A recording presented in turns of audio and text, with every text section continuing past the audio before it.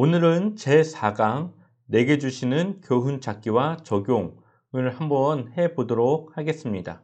첫 번째, 교훈을 어떻게 찾는가?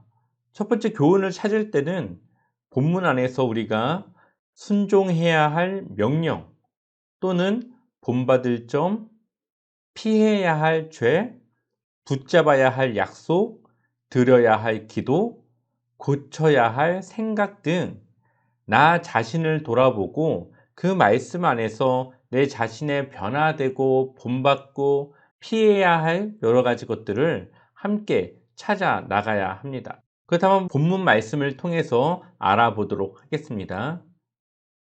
마리아의 남편 요셉은 의로운 사람이었습니다. 그는 마리아를 창피하게 만들고 싶지 않아서 조용히 파혼하려고 하였습니다. 쉬운 성경을 통해서 한번 이 본문의 말씀을 보도록 하겠습니다. 내게 주시는 교훈을 한번 찾아볼까요? 말씀 묵상에 대해서 익숙지 않으신 분들은 간단하게 먼저 찾는 것이 좋습니다. 요셉은 어떤 사람입니까? 의로운 사람이었습니다. 이것이 바로 우리가 요셉에 대해서 알 수 있고 요셉을 통해서 우리가 배울 수 있고 교훈을 얻을 수 있는 부분입니다. 바로 요셉은 의로운 사람이었다. 20절 말씀은 요셉이 이렇게 생각하고 있는데 주님의 천사가 꿈에 그에게 나타나서 말하였다. 다윗의 자손 요셉아, 두려워하지 말고 마리아를 내 아내로 맞아들여라. 그 태중에 있는 아기는 성령으로 말미암은 것이다. 아멘. 마태복음 1장 20절 말씀을 통해서 우리는 요셉의 생각이 어떠했는지를 찾아볼 수 있습니다. 20절을 보면은 요셉은 마리아의 임신에 대해서 두려워하는 마음을 갖고 있었습니다.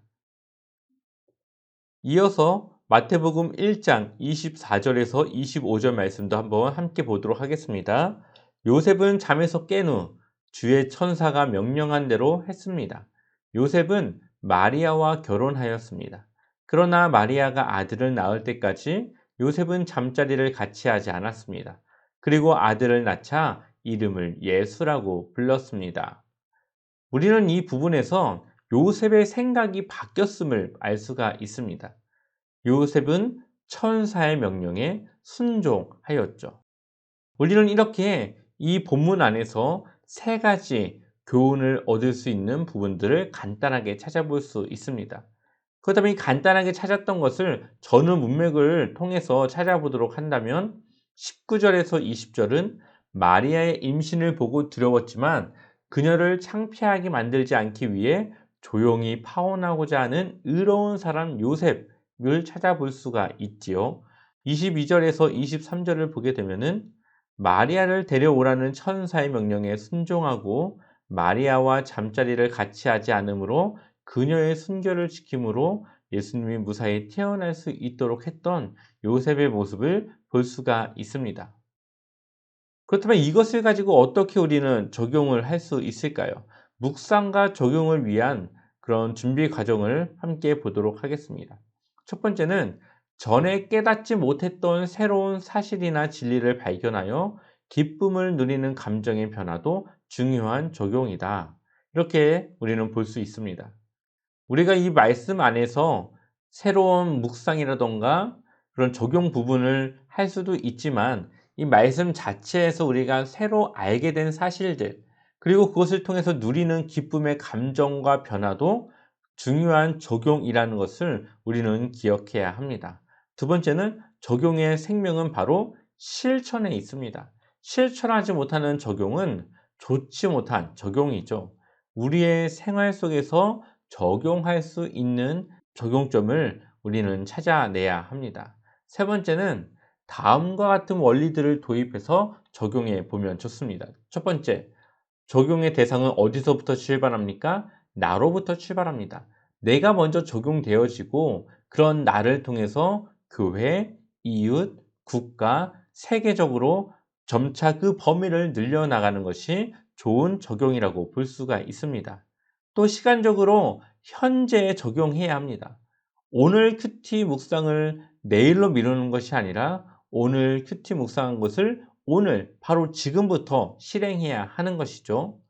그 세 번째는 오늘 내가 순종해야 할 일이 무엇인지 구체적으로 생각하는 것입니다.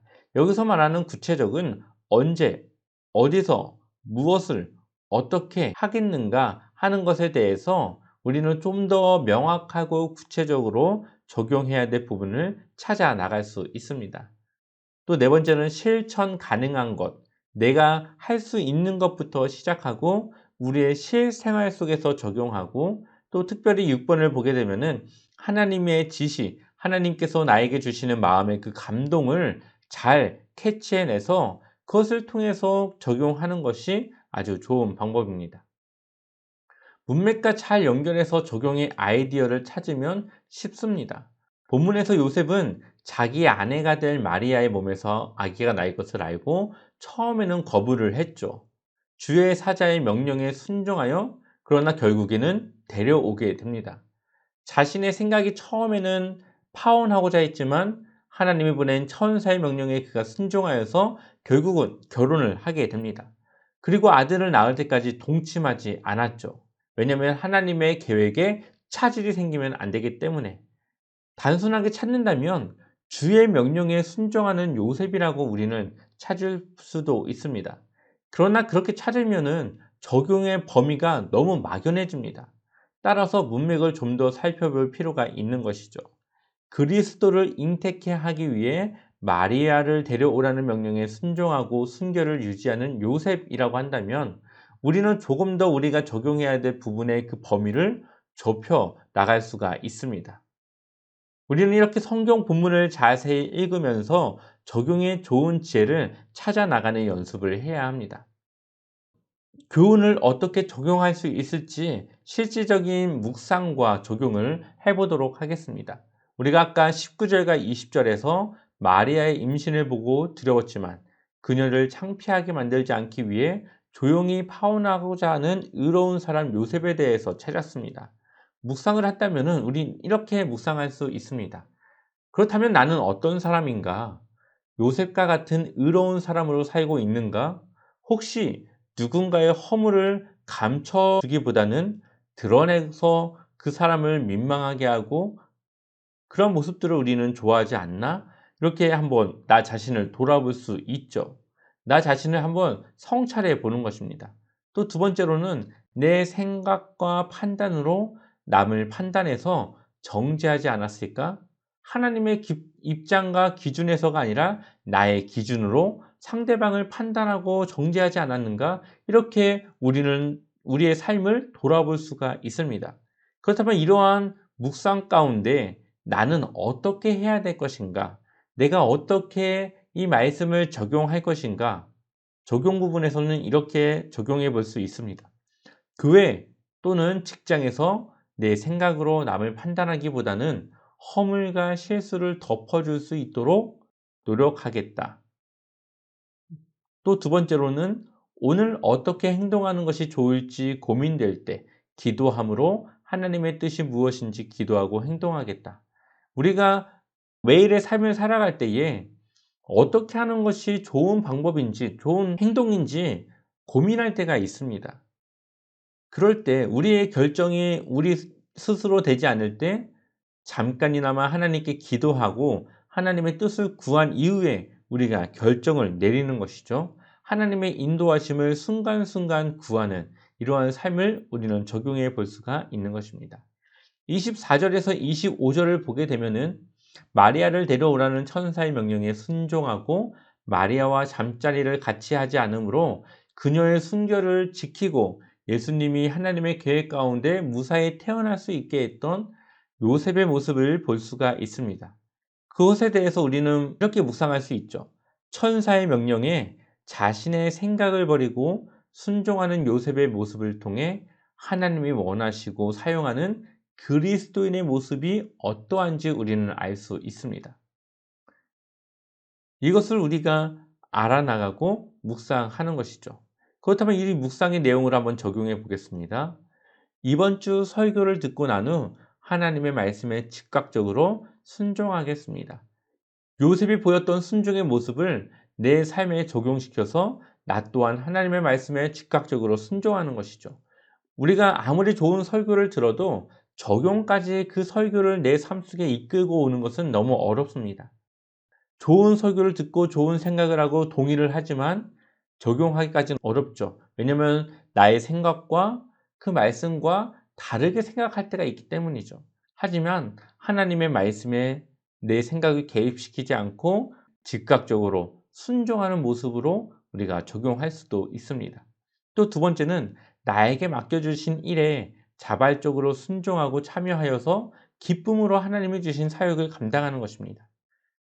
요셉은 천사의 그 말에 자발적으로 순종하고 그런 기쁨의 사역을 감당했던 것처럼 나 또한 하나님의 일, 그리고 내가 해야 되는 모든 일 가운데 자발적으로 순종하여서 그것에 참여하는 그 기쁨으로 사역을 감당하겠다고 적용하는 것입니다.